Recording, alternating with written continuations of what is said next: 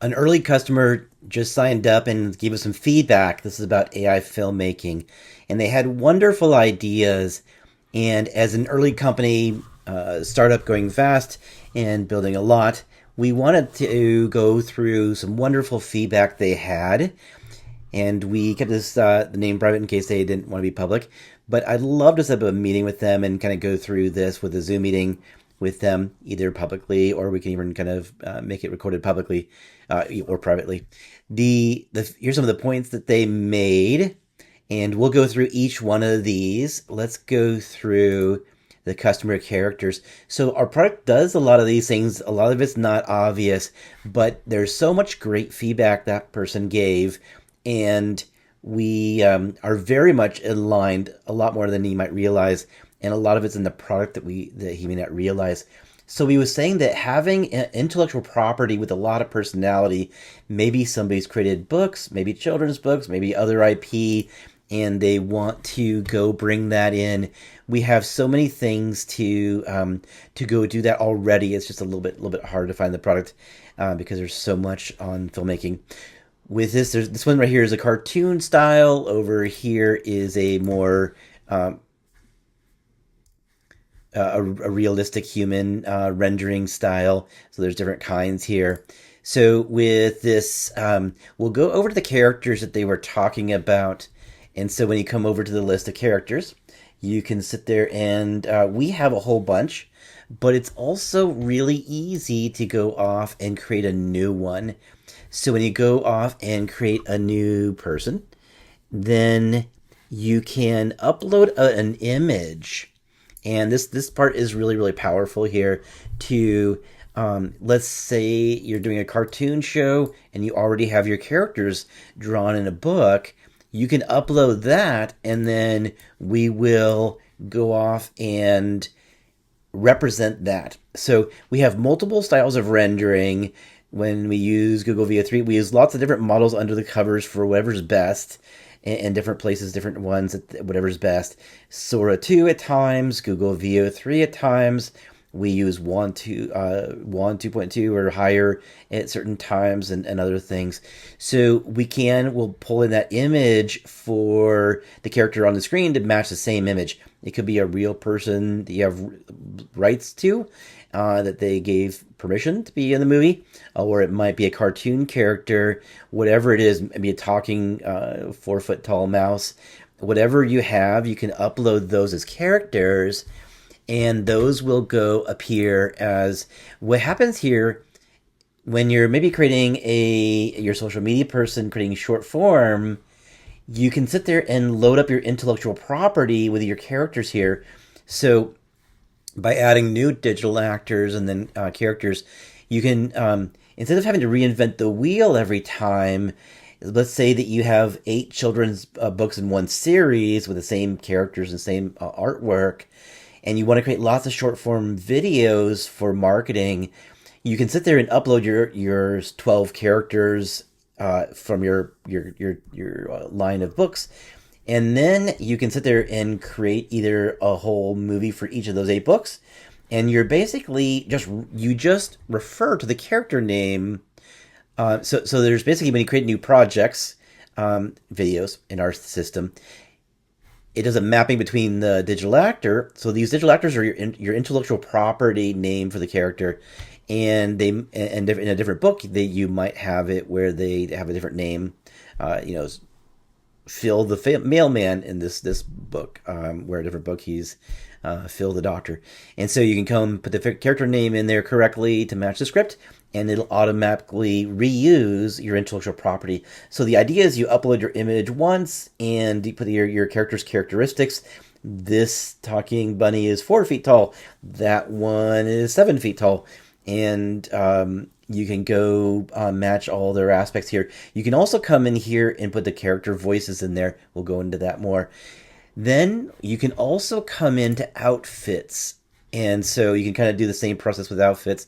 And the preview's turned off on the right now. But you can sit there and kind of do that same thing. So when you have your character may have very unique outfits, and that their outfit may be part of your intellectual property and your brand of that character. and it's a talking frog, and their outfit's very detailed. Well, you can upload a photo of that, and you come in here and add a new one. We have ways to then upload that photo of that clothing, and it'll then be consistent. So you may have maybe it's a woman, a big adventurer, and she does her things, and she has different outfits, and you can sit there and upload 12 different outfits, and then in your script it's really easy to come along and go, okay, now it's time to change to her evening wear. If you have a talking frog, maybe it's time where his school outfit when he goes into elementary school, and then he changes off into the beach. So when you do this, the goal is do it once and use it many times at a single click. So you can sit there and upload the outfits that are very much your intellectual property. That makes your movie and things look completely different than for you. Then when you make another book or 12 more short form videos, you sit there and say, now let's just go. You just refer to. We're gonna pop into that talking frog. My Freddy talking frog, and switch into their beach outfit. It then loads it all in. And not only does it load in this, but we end up having ways to go pull off incredible detail to go through the text prompt too. So there's a lot that we automate over in the prompting. One incredible feedback he gave was, don't spend all day prompting. And let's go to that one. So his point there was, don't spend all day writing prompts. And that's 100% what our entire product is about. The way this works is you come into here and you can make your changes. You can go change the camera to be a tracking shot, and let's go change it from the side tracking. Let's do an over shoulder. Let's add a new character in here. Let's go switch a character. Let's go change their clothing. You're basically working at storyteller level. So you're sitting there and you're making it's almost like a director calling off one phrase. Change this out to this outfit. Let's have this character in here instead. Let's have a different person in the background overhearing the conversation. Let's switch from person A to person B. You sit there and you can do a one little swap, and I can say in our characters panel, on this a little bit down here, and then it'll sit there and swap in that character. We auto-generate the Google VO3 prompt, and this thing becomes incredibly long. We auto fit it to not overflow with the prompts, and if you're going to switch between Sora 2 for one shot and then VO3 for another shot, we handle building them custom exactly for that. And then we only drop low-level details that are not needed, so that way we get as much critical detail and don't overflow what they can handle. It's all automated, and if you ever want to click and copy the prompt out to some other place, you can easily do it. There's a little copy thing a little bit farther on the right. But you can sit there and copy this out if you really want to. So in our product, this one's often not shown, but you're able to go access, if you want to go dig into sets and if you want to go do the outline of your show. But basically, the power here to, whether you're making short form or long form, go have that where we do all the low level work, and you act as a storyteller director, and you make quick decisions on changing sets or whatever it is. That way, you can sit there and do that storytelling at high level. And then there's easy ways to go make references here. Let's go film this more to a side angle. Let's go film this one at 12 feet off the ground. You just type in those 4 words, camera's 12 feet off the ground. And then suddenly we do all the work. Way down below is Google VO3 prompts, and we're creating all of that with the incredible detail that you have in here. So this is the part where then we handle that character's consistency, and you just go type, he says this, she says that. I wanted this one in a Japanese garden, and I wanted to film across a planet, so I said Japan's pretty far away, and let's get away from the big city after they make their train trip and go do this over here. So this is the part of the prompt. We take care of that, and you can go map in your intellectual property for characters. Now, when we come back to character voices, those are worth coming into. And this person didn't even call that out. What I also want to talk about that is, again, mapping in your intellectual property. So if you have your Freddy the Talking Frog, or you have Sally the World Adventurer, where in the world is Sally today? And she's saving the world based on, using surprising things in history. So you have that very interesting character. You can also go over to the character side, and then you can go dial in the voice. So you can go specify that voice, and then we are very much consistent throughout everything. Again, you specify it once, then you might create 300 short form videos, and you're just typing in the script. We're using the same voice all the time. And we used 11 Labs and other things behind the scenes. So even though Google VO3 is creating the video, we have the voice coming in with very consistent high-end tools that when you've got the voice dialed in, it'll be exactly the same voice. We now have basically a section in here. Let's go here. It is over here for actors.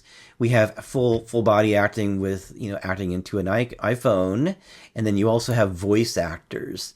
So with the voice acting, and this project doesn't have them mapped in right now, but the director can come along, and so they might well make a 7 or 8 minute video, and they type in that. You can sit there and specify the voice, and it'll come along and have it where you make the first pass, and you can go hear it in that exact voice you have specified for each of those different characters. A lot of personality, all matching your intellectual property. Then you find a couple of them, and you really need a human doing the drama and the timing and the pacing, and you want a real voice actor. So you go pick somebody, and they can go come do a login. We are a powerful product with team features, so you can have teams come in to work together. Here's an organization, and when you come and have your project, you can have it where you have team members and things like that, and you can have access controls you can have control for your team members to have access there. So with this, you can invite in the voice actor. They can only get access to the stuff you want them to have access to. They can come in and do their voice acting. Again, they could be across the country. They could work at a different, at in the middle of the nighttime if that's what they like to do. They upload their high quality MP3s. We automatically overlay and make it match the mouth. And then now you have that person's drama and their timing and pacing. And so when it comes to maybe this case, you're doing an 8 minute video, your very first pass is that intellectual property voice that you always do. You can hear it, make sure the script is right. And then you can come back and flag the couple ones that you want to have the voice acting in. You may not need the voice acting in the whole thing, and it may be more cost efficient for you and time savings for them. And you go sit there and flag the number of shots in here where you want the voice acting to occur.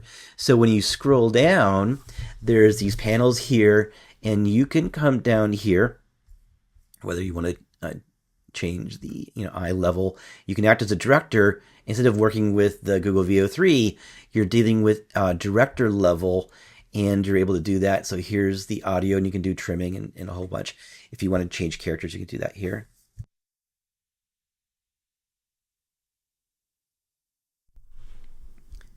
When you come down here to the director feedback, you can say, they are fighting, cry after they get mad. So whatever the director is putting in here, they can, we have the workflow, then they can go type that in there to the character.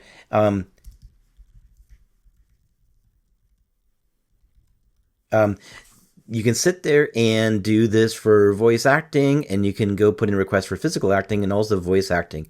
You can sit there and hit that add, and then this will appear over in the actors section. When it comes into here, it'll appear over here as a to-do list for the actor. So effectively, as over here as director, you come into the different panels and say what you need. It auto generates a to-do list. Over in the acting is it's not yet done. The actor logs in and does their voice acting, uploads the MP3, and they can go mark it done. So you have workflow. You have basically a to-do list. You can see which ones are done, which ones are not, and then it auto regenerates the video over here. And now it's their custom voice and their drama. And there's even a chance that you might work with one voice actor who's incredible, and then you have 12 different characters in your 8-minute video, and it'll actually translate their voice over to that character. So you might have a woman voice actor, but actually can translate the different voices to men and different personalities you have picked and dialed in. And so it'll grab that person's drama and timing and pacing and inflection and things like that, and then it will map them in to the man's voice and the 80-year-old guy's voice and then the 13-year-old kid. And so it can sit there and map them in directly. So again, it's your intellectual property. And again, you can deviate from something generic by voice acting, by the physical acting, by that the characters are images you uploaded or gave the description in, and we match that. That's their physical appearance. That is their outfits. When you start to deal with relics and a certain space weapon, maybe there's 12 different space weapons, they got to collect all 12, and now they're going after the special certain one. We have a section in here for items. So then again, it's that consistency. You can go specify something that you want or need, and you can go add that special thing in here with that right there. If it's Back to the Future and it's that hoverboard, it's very colorful, you can come and upload an image of that thing you have in your book, and then you'll come along and create that hoverboard, all the detail there, and all you did is upload an image. Now when you refer to it, the great thing is you specify that once. Maybe it's a 2-hour movie, maybe it's 8 minutes, maybe it's 3 minutes. You sit there and can have many different shots, and it refers to the item. It's always consistent with your intellectual property and your brand item. With this, the idea was, what if there's a publisher has 100 books and we map those in? How would that work? And let's go say there's Sweet Valley High, and they have these characters here. They had one was a detective, a different series was a detective, teen girl. And so you can sit there and upload the image for them and what clothing. It might be all taking place in 1982. So when you put that in, then we are filming in 1982 with that, each of the characters are right.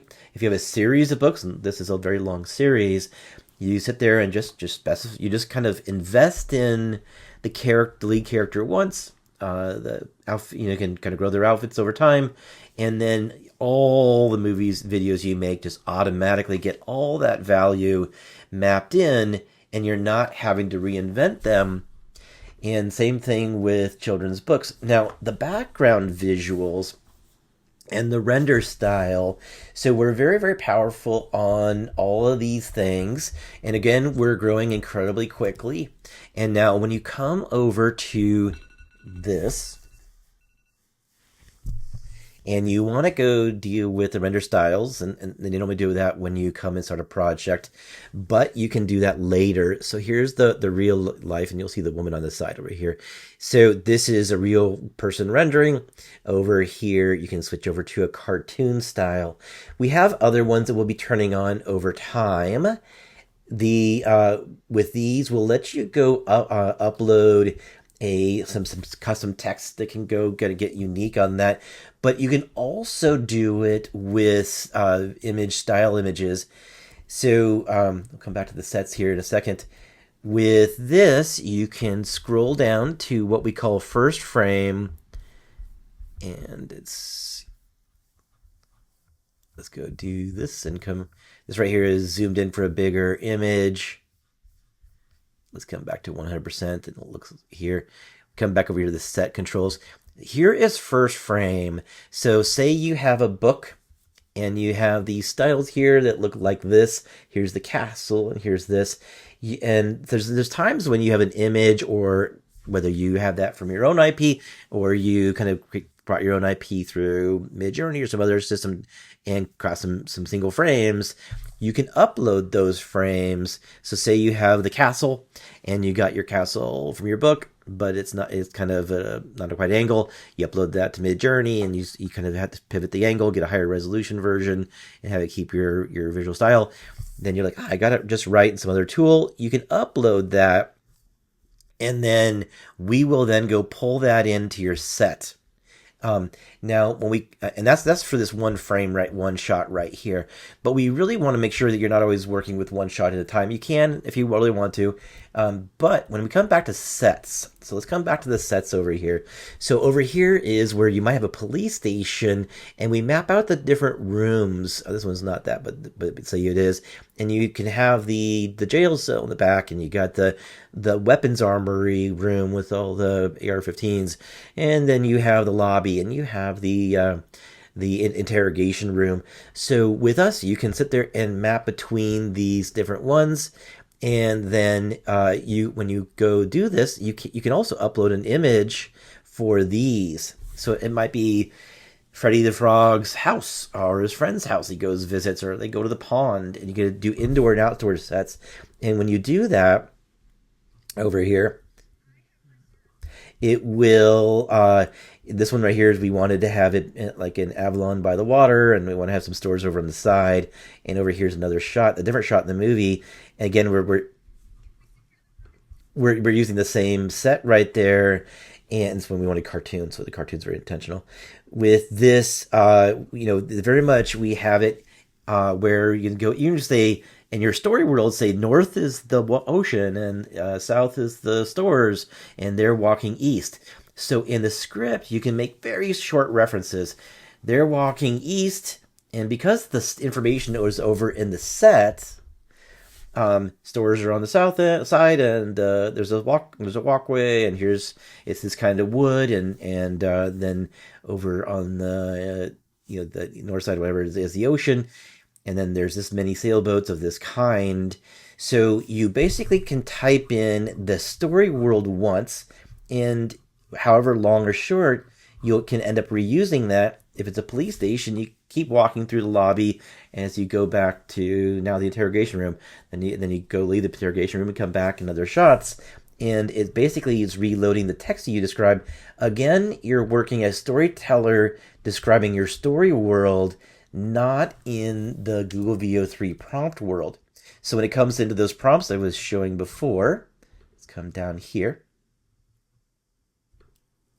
that we do all the gory work of all the incredible stuff here. So in this case, with that shot I showed, when it has the ocean, Harbor Ocean on the right, north, and then the stores on the south, and they're walking east, in this case, we're translating to Google VO3 on screen left, screen right, and they don't have to worry about the north-south side, but it's easier for you often in the script to go say, okay, they're running through the street north, and then they turn east at the corner to at the next section to go escape as they're doing a chase scene.